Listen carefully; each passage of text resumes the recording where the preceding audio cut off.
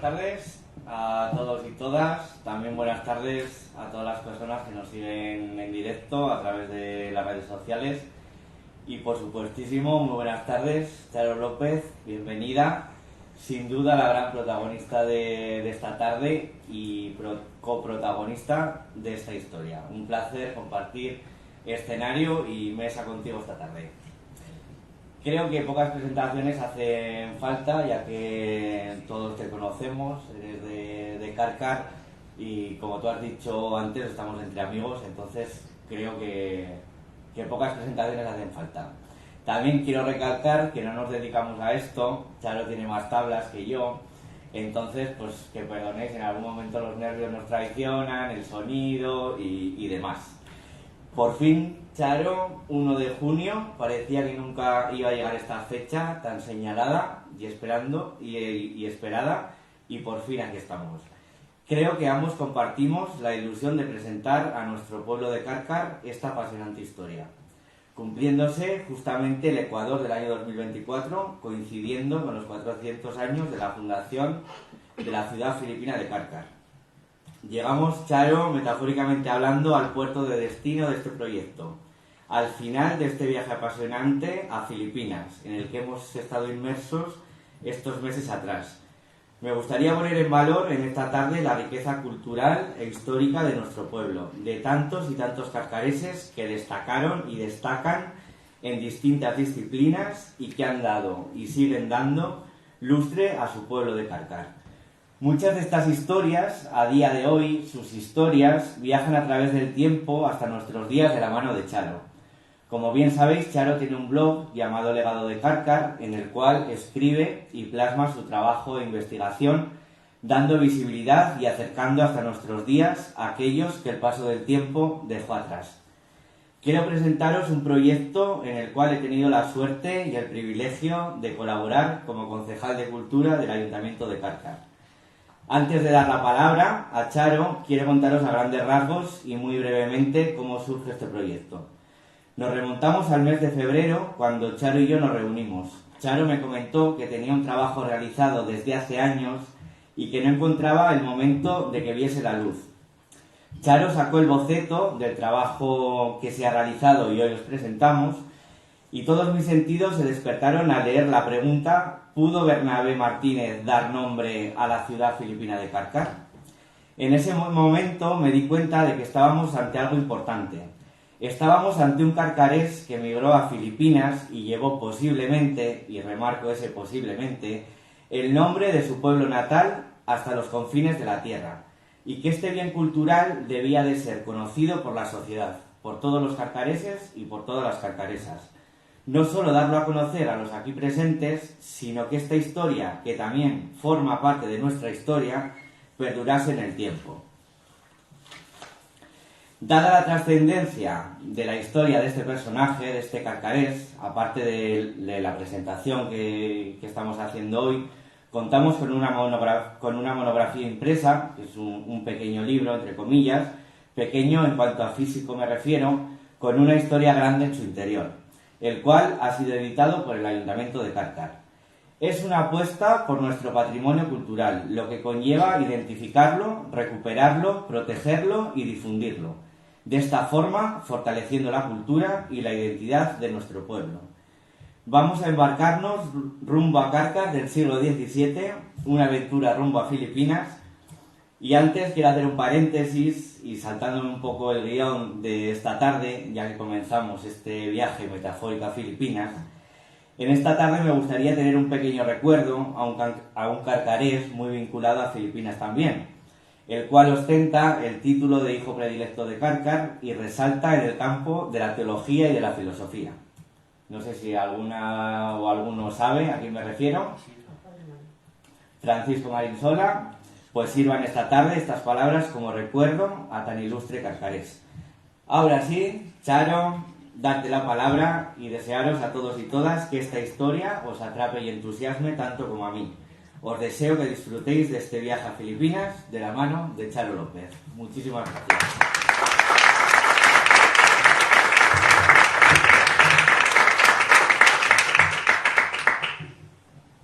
Genial. Bueno, Buenas tardes a todos. Muchas gracias, Daniel, por tan bonitas palabras, tan bien presentadas y tan bien dichas. Y en honor al padre Marín Sola y a Bernabé Martínez y a todos los personajes que poco a poco van saliendo y vamos incrementando en este legado de Cárcar, gran legado de Cárcar.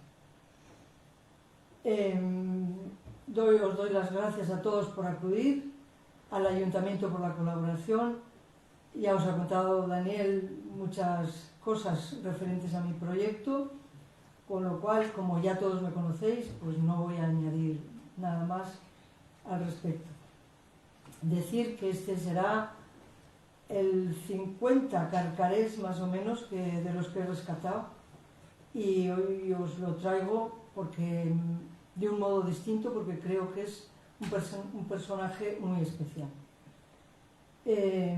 Nos ha fallado un poco el tema de la presentación, con lo cual ahí está Sandra al loro, y me gustaría que pusieras la foto de Cárcar para tenerla un poco de referencia al empezar.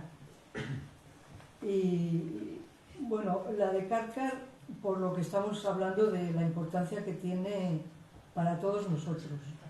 Pero hay también una foto de prensa, Sandra, que no sé si os habéis dado cuenta que hace ya, yo creo que ha sido todo en este año pasado, que se ha mostrado interés en la prensa por sacar a la luz que hay un Cárcar, por ahí uno es el Diario de Navarra, el otro es el Diario de Noticias, de que hay un Cárcar en Filipinas. Y bueno, todos sabíamos, o nos habían dicho que era por la huella que había dejado un agustino, un fraile agustino. Nos decían que lo había fundado él y bueno, siempre nos habíamos quedado con eso, pero nunca había nombre. Hay un historiador de la Cárcar Filipina que se llama Jerry Martin Alfafara, que ha investigado sobre este punto y dice que no ha encontrado ningún fraile agustino que procediera de aquí, con lo cual, bueno, nos chafa un poquillo, entre comillas, porque no quiere decir, no, son hipótesis. Esa es la hipótesis más manejada. Hay otra también que dice que podría ser, él la mantiene, que podría ser que haga referencia a alguna planta que hay por allí que tiene un nombre parecido. No sé, él tampoco concluye nada, con lo cual, ¿quiere esto decir que no había ningún carcarés en Filipinas en ese momento? Bueno, pues yo vengo a deciros que sí que había un carcarés en esa fecha, en el momento en que Cárcar se nombra ya así. Y a mí me gustaría un poco deciros, Filipinas está allí, ¿no? Filipinas está en el Quinto Pino. ¿Cuántos de los que estáis aquí habéis ido a Filipinas? Yo, desde luego, ni se me ha ocurrido, seguramente me moriré sin hacerlo. Bueno, pues quiero que pensemos en un personaje que hace 400 años se va a Filipinas con todo lo que eso conlleva. Y pon la de Cárcar, Sandra. Bueno, aquí esta tarde vengo a contaros la historia de Bernabé, que está toda alojada en el librito este que habéis visto, tan bonito, una monografía tan bien editada, gracias a las gestiones de Daniel, al buen hacer también de la imprenta Charlie, ¿verdad?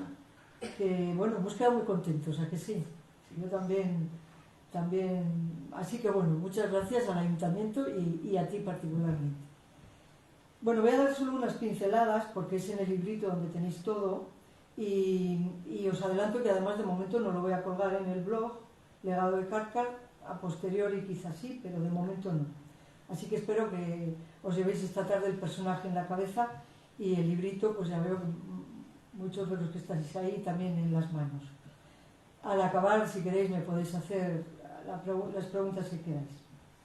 Como ha dicho Daniel, el borrador de esta historia la hice hace 5 años, lo guardé en un cajón, lo retomé en febrero y al darle la vuelta vi que exactamente este año se cumplían 400 años de la fundación de Cárcar, con lo cual Me entraron las prisas, contacté con Daniel y le dije, esto lo tenemos que sacar ya porque no da tiempo.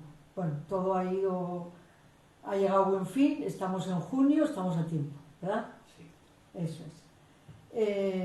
Bien, quisiera pediros un favor. Vamos a hablar de un personaje del siglo XVII, con lo cual os pido que os pongáis las gafas del siglo XVII, porque verlas desde el siglo XXI no es bien. Hay que ponerlas en su contexto.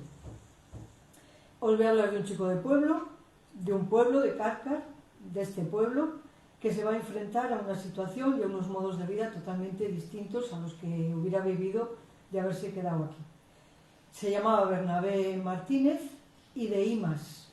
Son apellidos de Cárcar los dos. Los dos están extinguidos, el de Martínez hace poco.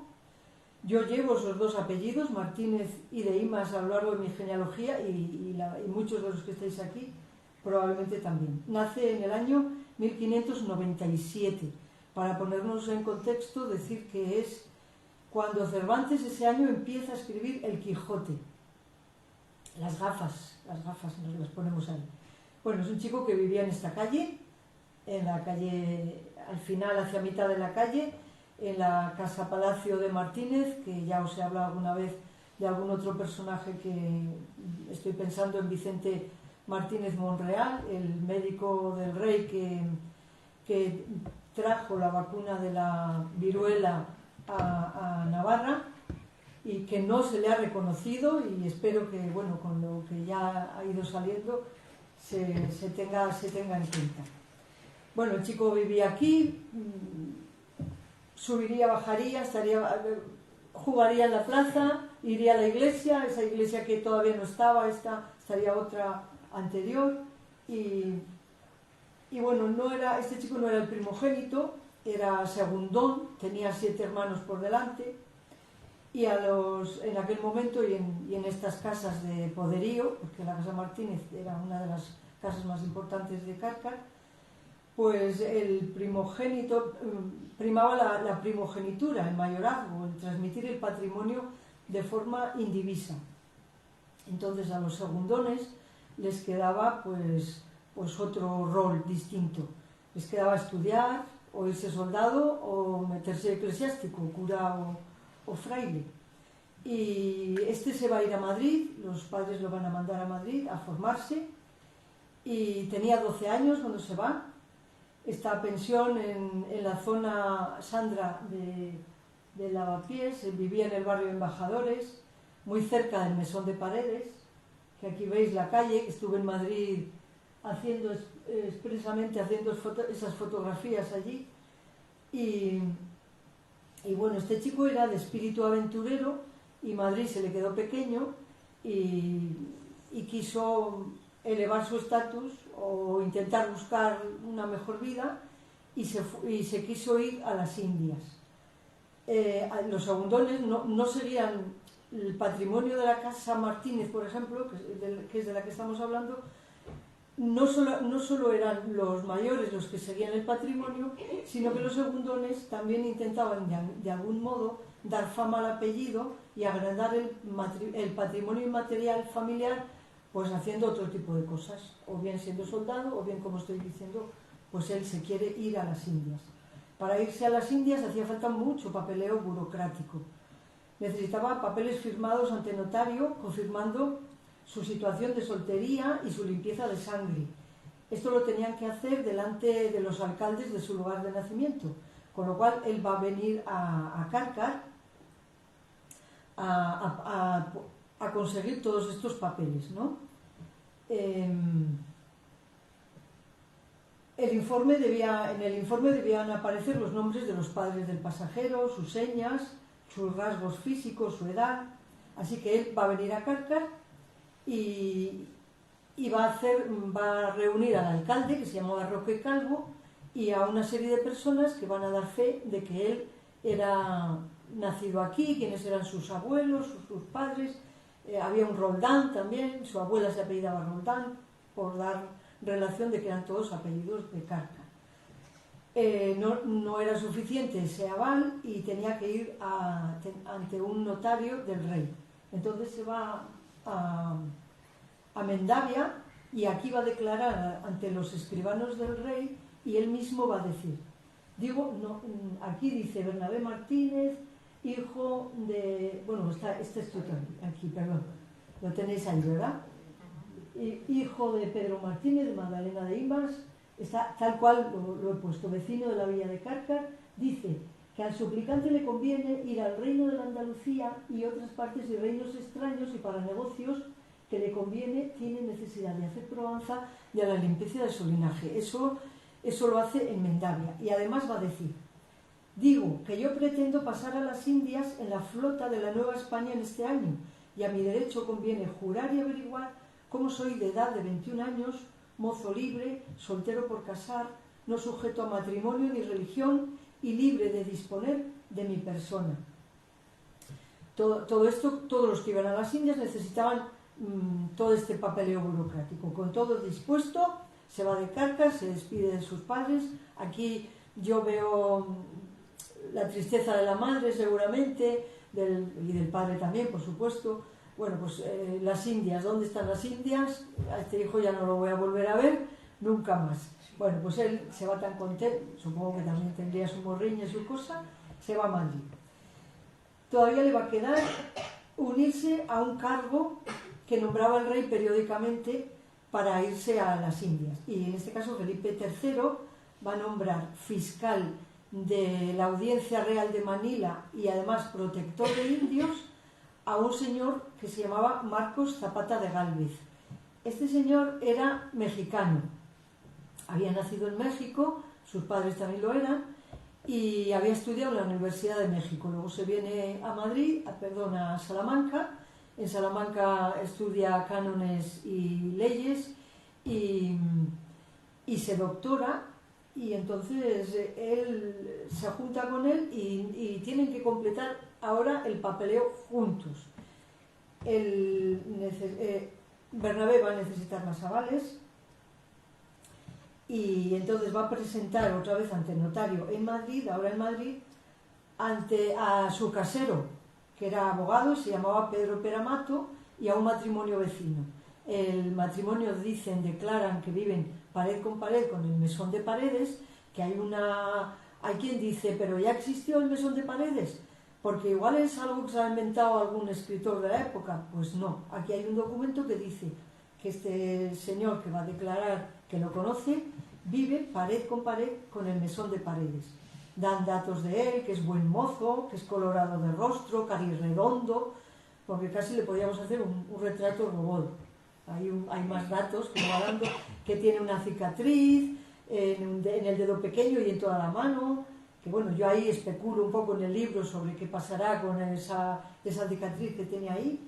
Y bueno, este señor que declara, pues tiene un oficio, tiene una profesión muy, muy especial. Dice que es abridor de cuellos. ¿Sabéis qué es un abridor de cuellos? Bueno, yo cuando lo leí dije, este tío es un verdugo, este se dedica a matar, porque abridor de cuellos, ¿qué queréis que os diga? No tenía ni idea. Pues abridor de cuellos era esto. Era el señor que hacía los cuellos de lechuguilla o de gorguera, que se llamaban también. Y mirad, eso es una alegoría que me sirve muy bien, porque se ve el oficio de abridor, se ve perfectamente. Mirad, ahí hay un barreño que tendría agua caliente con una especie de rulos que será de madera, y ahuecaban, planchaban, metían y con el calor los iban ahuecando. Bueno, eso es como un chascarrillo, una cosa especial. Me hizo gracia y quería explicaroslo porque yo la verdad es que nunca lo había oído. Bien, completa ya todo esto y ya tiene los papeles. El fiscal va a viajar con su mujer, sus dos hijos, su suegra, que se llamaba Petronila, Bernabé y 8 criados más. Van a ser 14 personas. En la casa de contratación de Sevilla terminan todo el papeleo. Por real cédula a Zapata de Gálvez le habían otorgado el título además de fiscal, de protector de indios. Y él mismo, y ahí dice en qué consiste. que va a ir de protector de los indios todo el tiempo que fuere fiscal, para que acuda y asista a mirar por ellos, procurando que sean bien tratados y que no se les haga agravio, que gocen de seguridad de las haciendas y casas y principalmente en su libertad. Ahí todo esto lo he leído. A mí me cuesta un poco leerlo, me ha costado un poquillo, no sé si vosotros lo veis muy bien. Bueno, pues así con todos los documentos que me he ido encontrando. Este igual se entiende un poco más. Bueno, pues así con todos. Bien, además va a dar una relación de lo que lleva, de los pertrechos que va a llevar. Dice que va a llevar 2 espadas, 2 dagas, esto no Bernabé, sino el fiscal. 2 dagas, 2 arcabuces, un corselete, una adarga, bueno, va a dar una serie de... Y ahí, para hacernos un poco idea del momento, pues he sacado esta foto, que algo sí, el arcabuz, el peto, luego estaban las picas, la daga es la que lleva el... Bueno, los criados van a llevar 2 espadas y 2 dagas, con lo cual vamos a saber que Bernabé, que iría, y pienso que iría de escribano, de ayudante, de pasante, igual para escribirle todos los documentos, va a llevar espada y daga, con lo cual sabía manejar la espada, porque al lugar a donde iba pues era peligroso y tenía que llevar defensa, ¿no? Bien, con todo eso, es el año 1621, en Sevilla se hace una gran fiesta para despedir a la flota de la Nueva España, y la flota ya se va a disponer a partir. En esta ocasión, que está datado en el año 1621, que es cuando sale, la flota de la Nueva España es un convoy que se dirigían hacia América, hacia los territorios conquistados, y en esa ocasión van a ir 20 naves de carga y 4 de guerra para proteger a los buques de carga, porque al llegar allí pues salían enseguida los piratas del Caribe y bueno, que más querían que llevasen todo lo que, tanto cuando iban como cuando volvían. Por eso la necesidad de llevar buques de guerra, ¿no? Llevaban también unos pataches, unos barcos chiquitos, que eran los que eran ligeros y se movían por entre los barcos para dar como dije cuando estuve en Lerí, ¿verdad? ¿Os acordáis, Isabel? Para dar los partes al resto de barcos y para adelantarse cuando llegaban a puerto. Bien,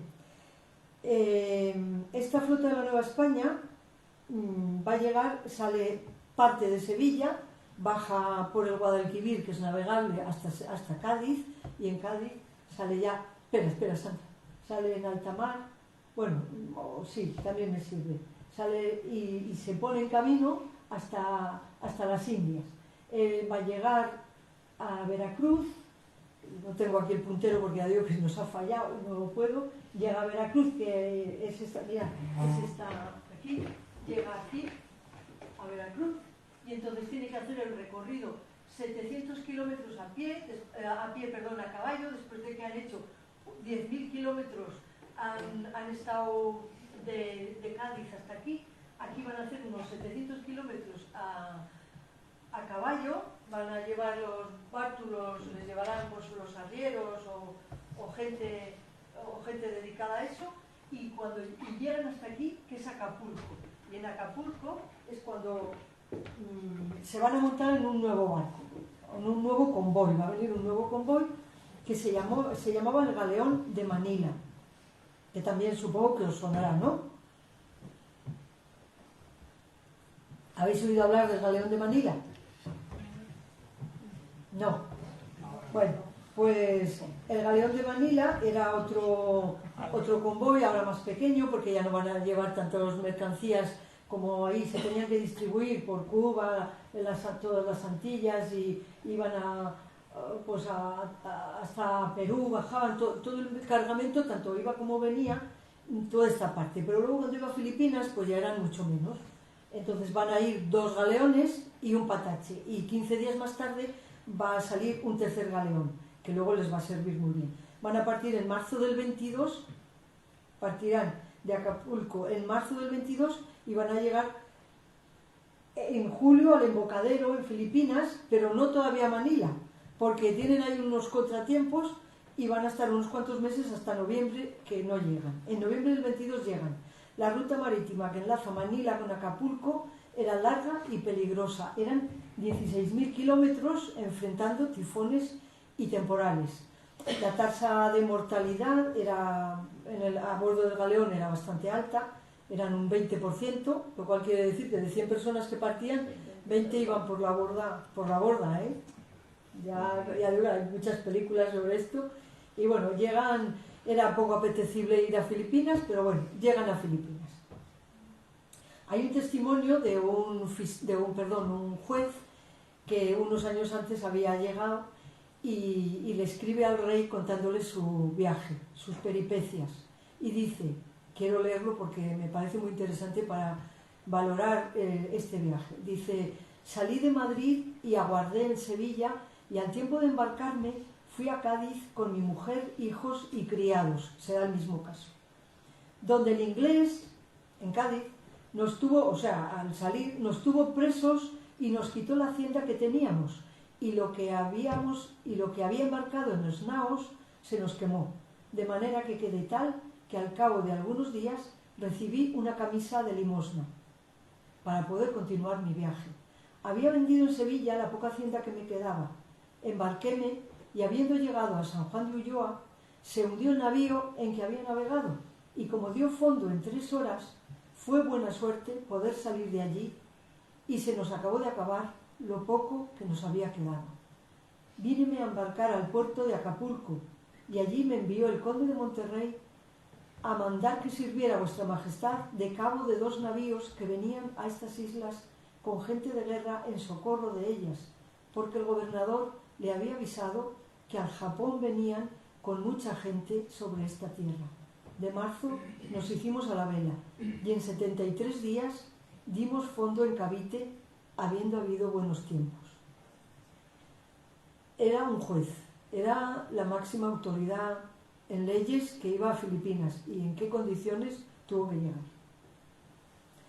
Filipinas había sido conquistada por López de Legazpi. Espera, Sandra. Había sido conquistada por López de Legazpi apenas 50 años antes de esto que os estoy diciendo. Un poco antes, cuando llega a Cebú, a la isla de Cebú, que es la primera que conquista, y en 1571 llega a Manila. Con lo cual, lo que digo, 1622 llega a Bernabé, 52 años antes habían sido ocupadas por los españoles. Esta ciudad estaba amurallada para su protección, porque españoles había muy pocos, pero había mucha población de otras etnias, especialmente chinos.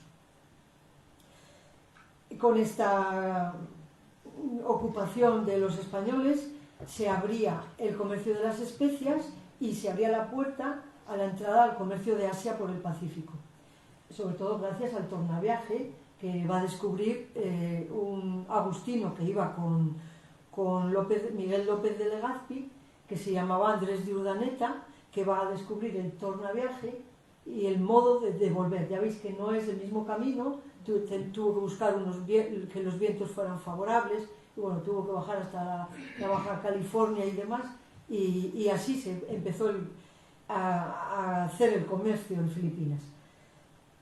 Bueno, también se hizo para favorecer la evangelización, y aquí van a tener mucha importancia los frailes. Primero llegan los agustinos, pasa si quieres. Primero llegan los agustinos, que son los que van a ocupar las parroquias, van a fundar parroquias, que es por lo que se dice que Bernabé, o sea, que el agustino de Cárcar lo fundaría porque eran ellos los que daban nombre a las ciudades y fundaban las parroquias, ¿no? Y evangelizaban en los pueblos. Pero luego hubo otros, luego iban los jesuitas, los dominicos, los franciscanos, los recoletos, los agustinos recoletos también. Y bueno, allí ya en 1590 se funda la primera universidad, que es la Universidad de San Ignacio, que esta va a decaer cuando los jesuitas, Carlos III los expulsa de los territorios de España y de todos los territorios de España. Y luego los dominicos, para que veáis la importancia de la educación que va imprimiéndose ahí. Los dominicos fundan la Universidad de Santo Tomás de Aquino en 1611, que es, como estáis leyendo, la Universidad Católica en número de estudiantes más grande hoy día del mundo y la más antigua de Asia.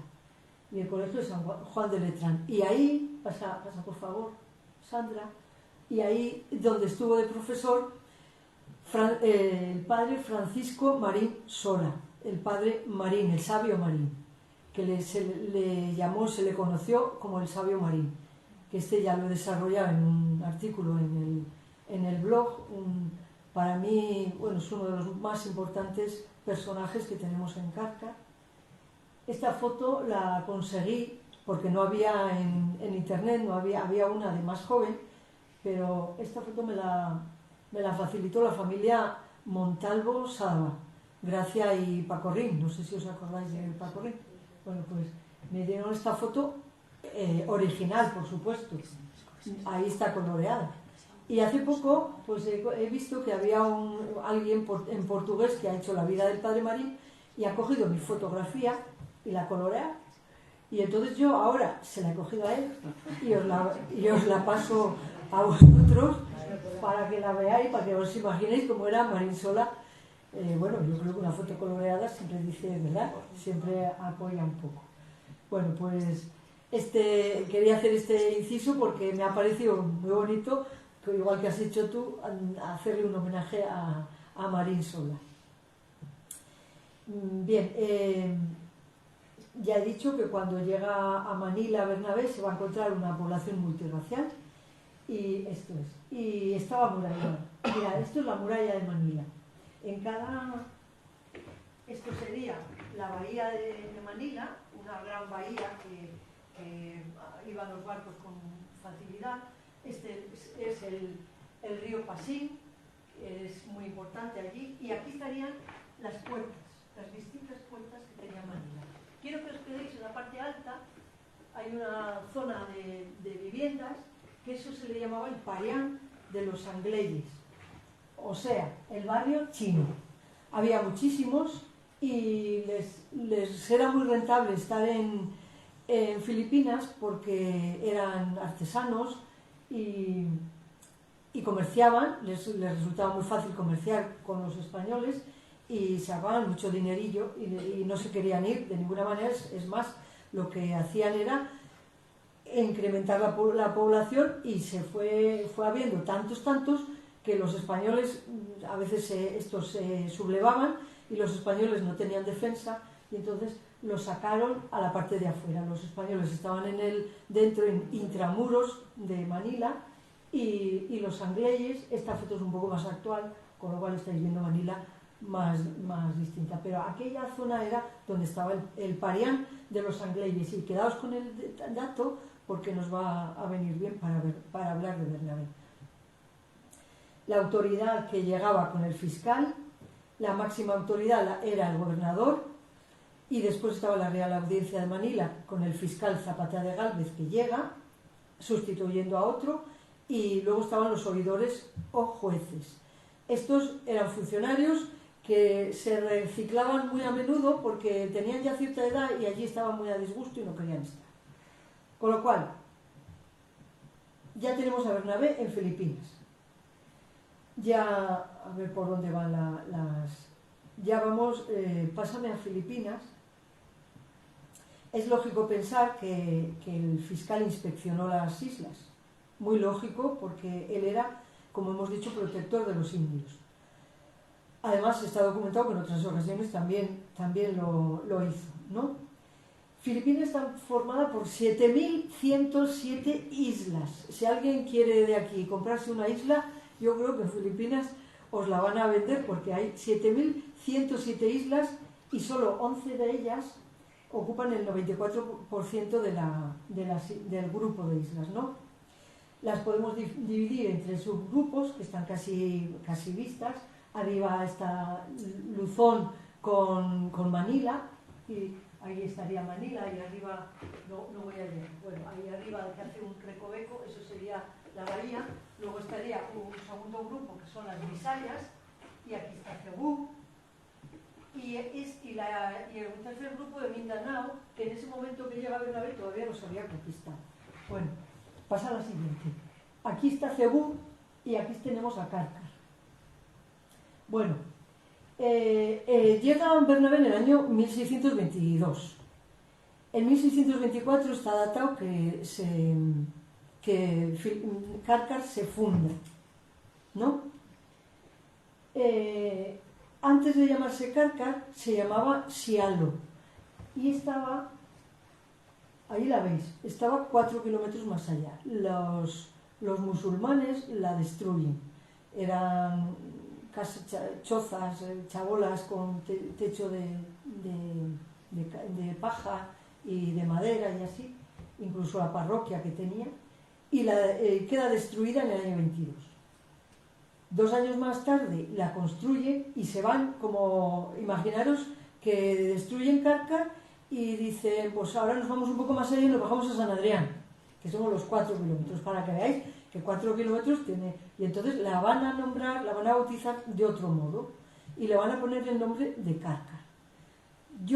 La hipótesis que yo trabajo y que yo manejo es que el fiscal en ese momento está haciendo la visita a los indios porque tenía que protegerlos y conocerlos, saber qué es lo que les impulsaba, lo que necesitaban.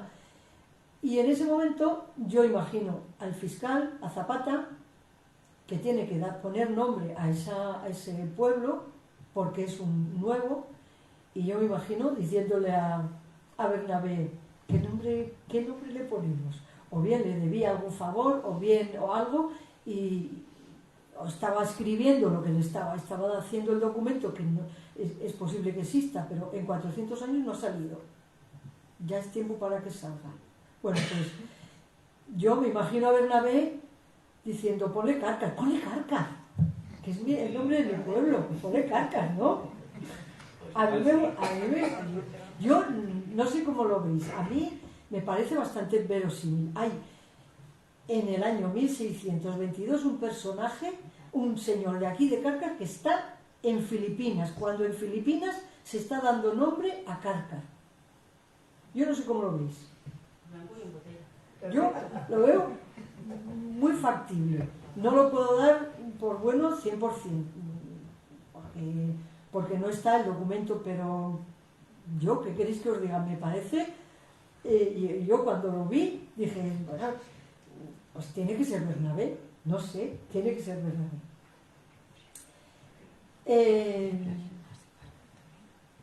La foto del protector pasa a Sandra. ¿Ves? Es que él iba a defender a los naturales y dice el cometido, esto es un documento que me he encontrado, y dice el cometido, que es un poco para apoyar que el fiscal estaba haciendo visita por las islas, y dice el cometido de los protectores de los indios era defender a los naturales, giraban visita a todos los lugares de su protección para averiguar cualquier abuso o deficiencia y exigir su corrección. Lo dice este señor, con lo cual yo creo que refuerza un poco lo que yo estoy diciendo, ¿no? Bueno, vamos a dejar ahora Cárcar y vamos a seguir con Bernabé, porque Bernabé no fue solo criado del fiscal. Estuvo 6 años de criado del fiscal. Y ya va a llegar un momento que al cabo de 6 años al fiscal lo van a nombrar juez y Bernabé se va a alistar en el tercio.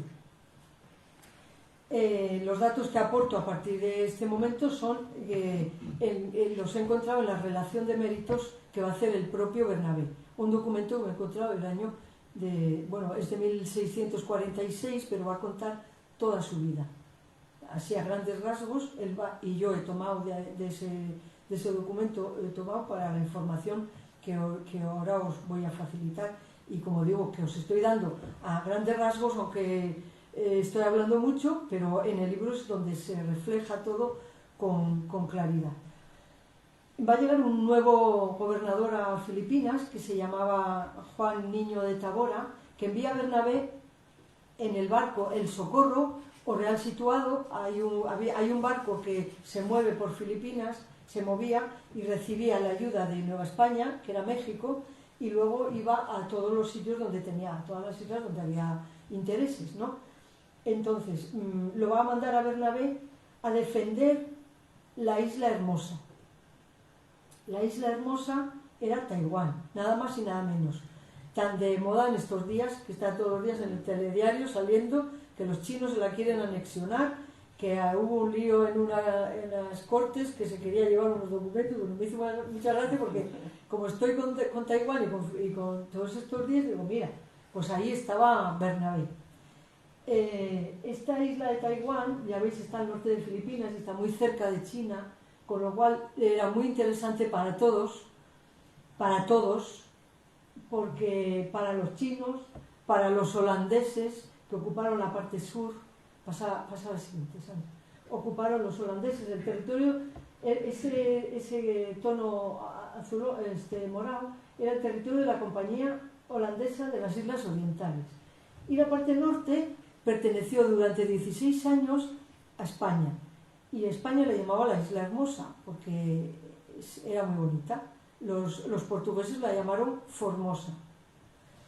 Aquí va a estar defendiendo ahí hay un presidio, un fuerte que se llama San Salvador de Kelung o Kelang, no sé cómo se, Kelang debe ser, que era de los españoles y desde hacía 5 años. Estaba dotado este presidio con 200 soldados y una docena de cañones. Imaginaros 200 soldados si vienen los holandeses, y todos los moros que estaban en el reino de Midak eran también musulmán, y todos los territorios que estaban alrededor y eso era un nido de piratas que atacaban las costas de Filipinas y asolaban todo lo que encontraban. Dice que asesinaron y vendieron a más de 200.000 personas. Quemaban los campos, apresaban, violaban a las mujeres, a los niños. Así que para esto les interesaba mucho el defender esa plaza, ¿no? Y él mismo dice que los holandeses fueron también a por ellos, y Bernabé se defendió junto con los demás, que no les dejó saltar a tierra y les obligó a retirarse con sus naos, lo que salvó al socorro, al barco que llegaba de las islas para el presidio. De aquí él era soldado, va a ascender a cabo, y de ahí alférez. Alférez era el segundo después del capitán. Era además el abanderado. Los abanderados iban en las batallas y tenían que llevar siempre la bandera. Me imagino que llevarían a la mano izquierda y pelearían, digo yo, porque si no, no tenían defensa ninguna. Y se ha dado casos de cortarles en la batalla, cortarles el brazo, coger la otra, cortar el otro brazo y llevarlo con los dientes.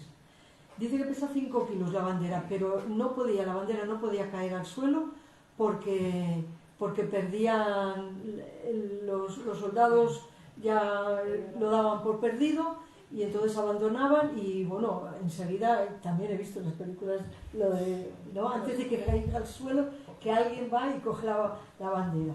Bueno, pues él estuvo de alférez. En 1634 se va a hacer un censo en Manila y en él aparece Bernabé con rango de alférez, que está casado y que no tiene hijos. Tiene unos 30 y tantos años, no he encontrado el nombre de la mujer, y que pudo tener hijos perfectamente. Si estaba casado, los pudo tener después a posteriori.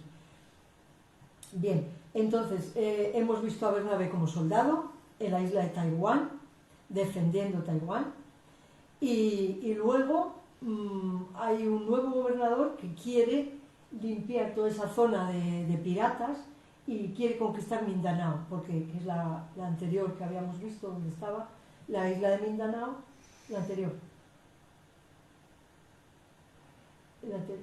Ahí está Mindanao, la va a conquistar, y él va a participar también en la conquista de Mindanao, pero esa no la voy a contar porque esa quiero que lo leáis en el libro, que sí, tiene su cosilla y quiero que lo leáis. También hay un lío de faldas, hay un trágico lío de faldas que tampoco lo voy a contar porque quiero que tengáis interés. Hay cositas, la verdad que hay cosas interesantes.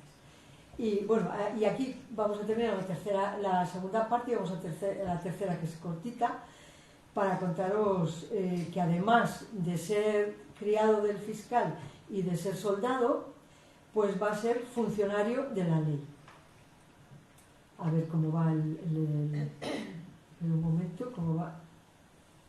No sé qué era, el de protector de China.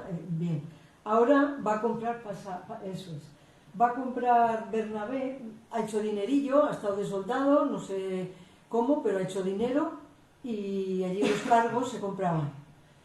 Y él no se va a plantear venir a España porque todavía no había hecho mucha historia. No podía llevar a su casa a decir que había sido soldado y poco más.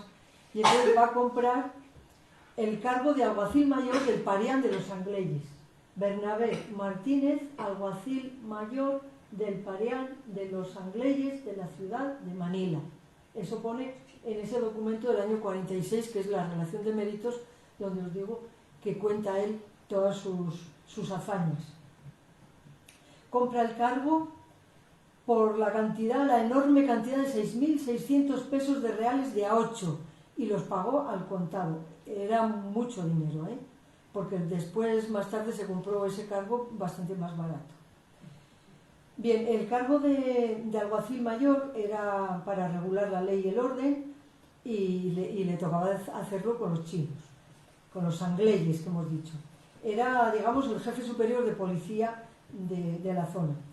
En la estructura de autoridad estaría el alcalde mayor, el alguacil mayor, que era Bernabé, esos eran los mayores rangos, luego estaban los tenientes, los alguaciles menores y los gobernadorcillos, pequeños gobernadorcillos sangleyes, chinos.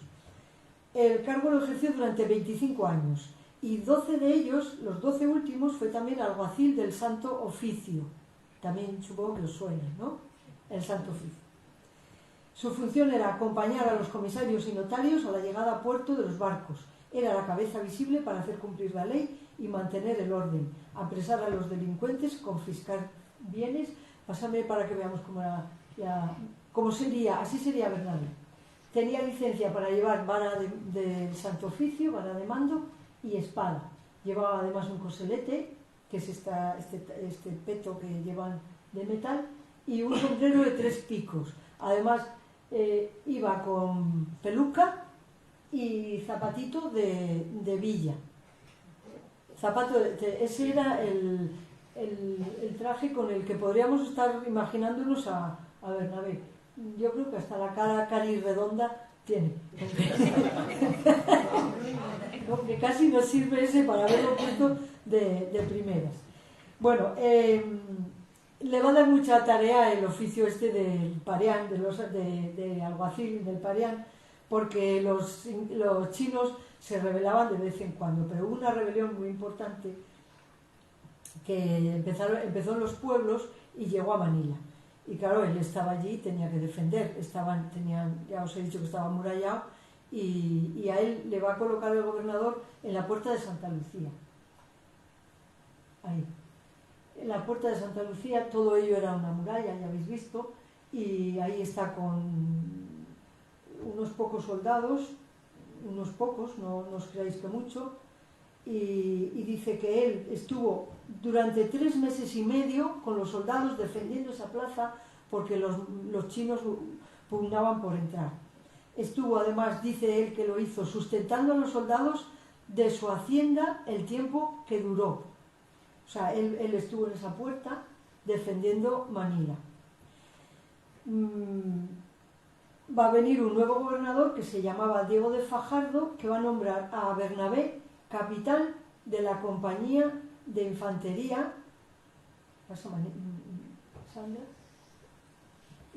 Capitán de infantería que ha sido del tercio y campo de Manila. O sea, ya lo vamos a tener con un cargo muy importante, ¿no? Además lo van a hacer administrador del Colegio de las Recogidas de Santa Potenciana. ¿Os suena esa santa? Santa Potenciana. Bueno, en Jaén. Creo que es patrona de algún pueblo grande de Jaén. Capitán del tercio de Manila y administrador del Colegio de las Recogidas de Santa Potenciana. Este colegio Era una de las primeras instituciones educativas que hubo en Filipinas.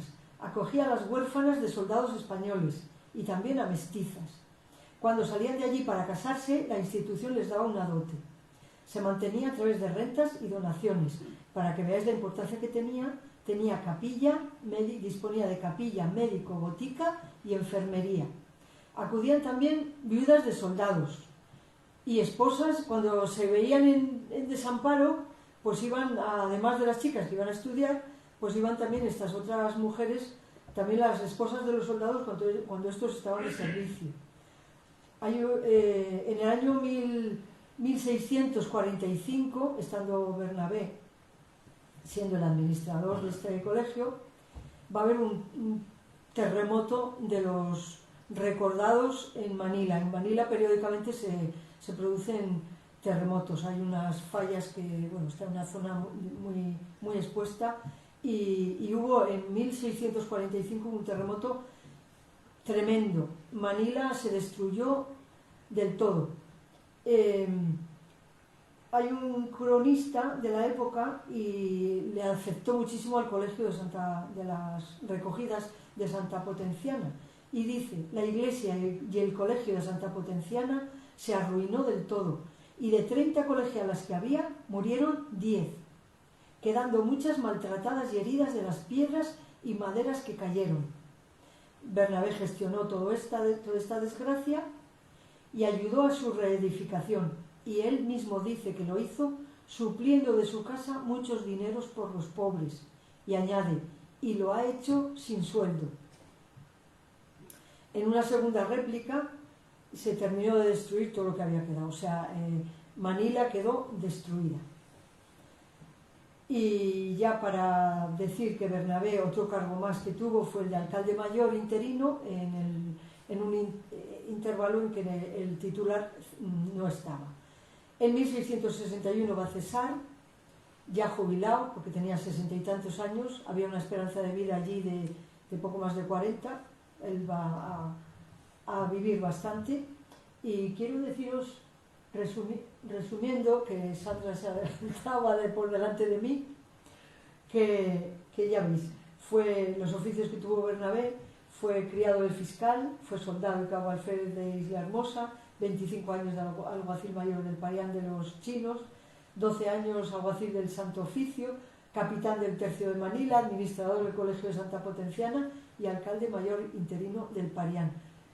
Tela lo que llegó a ser este señor en Manila, en un lugar tan desfavorable y tan desprotegido como fue. No se sabe si Bernabé volvió o no a España. Seguro que les mandó cartas. Las cartas tardaban 3 años en llegar, ida y vuelta, con lo cual los padres, para cuando unos habrían muerto, habría muchas noticias que dar. Yo doy por hecho que se quedó allí, supuesto que se casó, y yo supongo que tendría hijos. No puedo decir a ciencia cierta si el nombre de Carcar en cebú se debe o no a él. Lo que sí es cierto es que él estaba allí, por lo que la hipótesis puede caber perfectamente. ¿Por qué no? ¿Por qué no? Pasa la foto. Quiero enseñaros, esto es una postal de Carcar, de la Carcar filipina. Y como imagino que os gustaría ver algo de cómo es esa Carcar, un poco antes de terminar, que ya falta poco, os quisiera enseñar un vídeo de cómo es Carcar.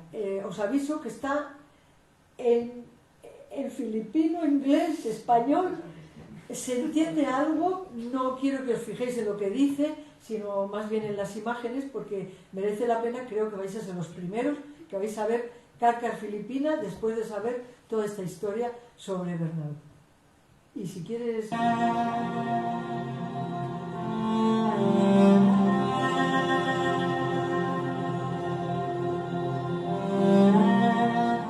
Ang Carcar ay kilala bilang shallow mula noong bago pa ang kolonisasyon ng mga Espanyol.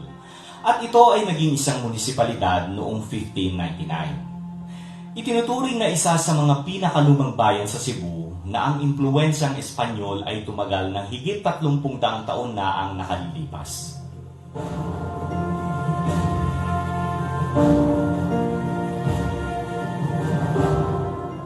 Ang lungsod ng Carcar ay matatagpuan sa katimugang bahagi ng lalawigan ng Cebu.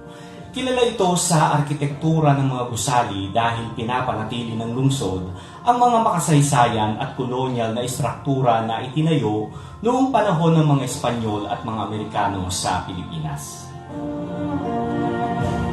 La iglesia de Santa Catalina de Alejandría. Ang ilan sa mga gusaling sumubok sa panahon ay ang mga heritage house kagaya ng Bahay na Tisa, Yap House, Silva House, Mercado Mansion, Sato House at marami pang iba. Kasama na ang St. Catherine of Alexandria Church, Carcar Rotunda at Carcar Dispensary. Un hospital. Sí, estos son todos casos antiguos.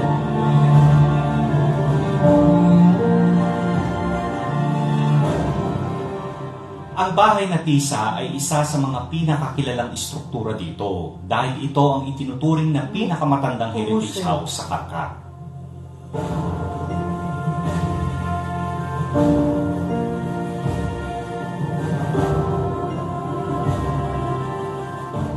Samantala, ang simbahan ng St. Catherine of Alexandria Church ay isang sikat na destinasyon para sa mga turista dahil sa kaakit-akit na arkitektura nito. Ang simbahang Agustinian ay nagpapakita ng isang simpleng Greco-Roman na hugis parihaba na ang harapan ay may kambal na kampanilya at mga pylon na may hugis minaret tulad ng mga Muslim na moske.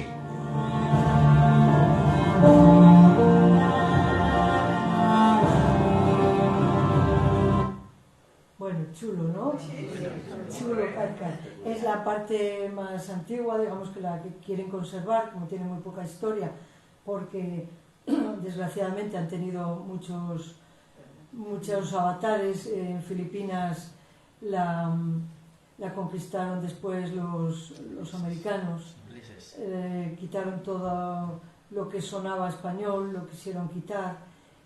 Después la guerra mundial, se invadieron los japoneses, los americanos bombardearon en 1945 y destruyeron Manila totalmente. Solo quedó la iglesia de San Agustín, todo lo demás es nuevo. Y bueno, lo poco que tienen y pueden conservar, esto es Carcar, pero en Manila, si lo veis, pues digamos que quieren tener su historia. Y la parte, hay personajes, yo conozco conozco porque lo he seguido por las redes, un tal Guillermo Gómez Rivera, creo que se llama, que ya el pobre está muy mayor, que es el del Instituto Cervantes de Filipinas, y pelea por recuperar el español, porque lo español siga ahí. Queda algo del idioma en Zamboanga, que está en Mindanao, que está el idioma chabacano, que es lo más que se conserva del idioma español, y poco más. Y bueno, pues yo, para terminar, porque yo creo que hemos cumplido, para terminar, deciros que este año se cumplen 400 años de la fundación de Carcar Filipina, y creo que sería un buen momento para entrar en contacto con ellos, felicitarles y ofrecerles amistad, y quién sabe si quizá un futuro hermanamiento.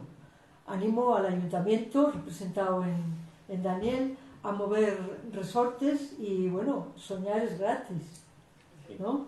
Soñar es gratis. Y yo es todo lo que os tenía que contar esta tarde.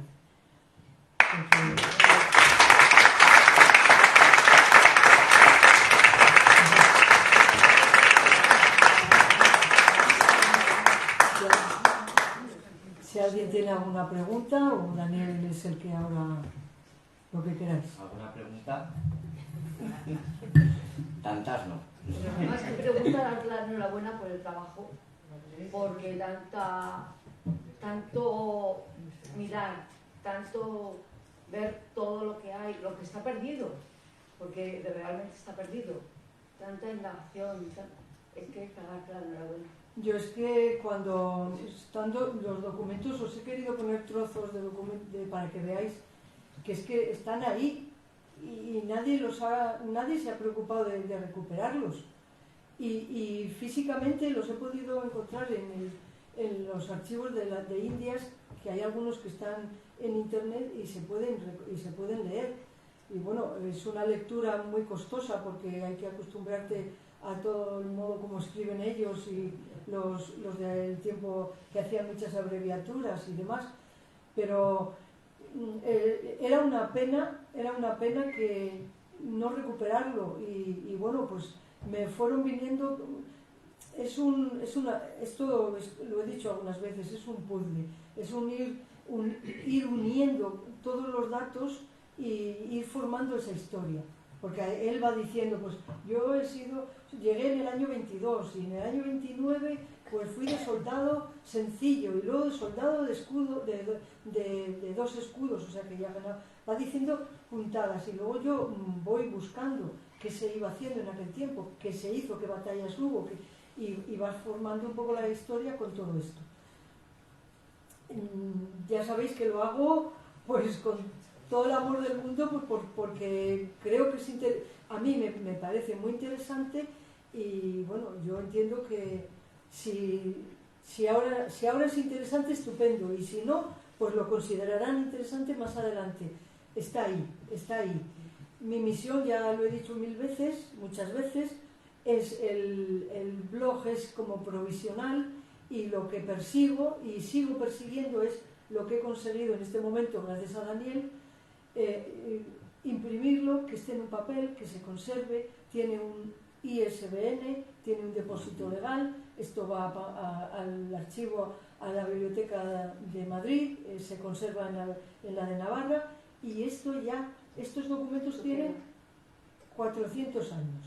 Pues dentro de 400 años este librito pues estará en la biblioteca, si no nos bombardean como a Manila, y se puede conservar. Pero lo de internet, pues yo lo veo muy provisional, porque no tengo conciencia de que un día eso no se va a colgar.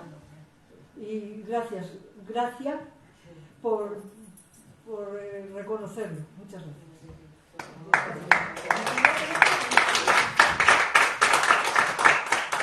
Te he dicho una vez, ¿cómo haces para encontrar esos personajes? Pues, ¿sabes? Porque, a ver, tú nunca habrías oído hablar de él. Nunca, igual que... Con los personajes por algún sitio te aparecen. Pues es que, pues en ese Porque ya momento... teniendo el personaje puedes buscar, pero ¿sabes? Gracias. En ese momento, pues dice, nació en Cárcar, y vas a Google y dices, nació en Cárcar, o nace en Cárcar, o ha nacido en Cárcar, o es nacido...